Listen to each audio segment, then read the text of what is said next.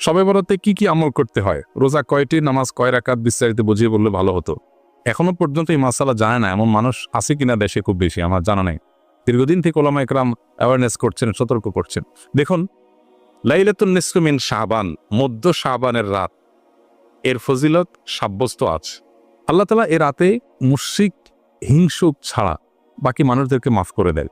এবং এ রাতের ফজিলত সংশ্লিষ্ট আরো অনেকগুলো হাদিস আছে যেগুলো জয়ীফ সূত্রে বর্ণিত, কিন্তু এই একটা হাদিস গ্রহণযোগ্য সূত্রে বর্ণিত হওয়ার কারণে অন্য যেগুলো আছে সবগুলোর একসাথ করলে মোটা দাগে লাইলাতুন নিসফু মিন শাবান বা মধ্য শাবানের রাত, এটার নাম আমরা সবাই বরাত দেই। আসল নামটা, হাদিস দেওয়ার নাম কোনটা?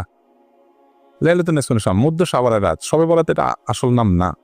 তো এই মধ্য শাবানের রাতের ফজিলত সাব্যস্ত হয়, কিন্তু এটাকে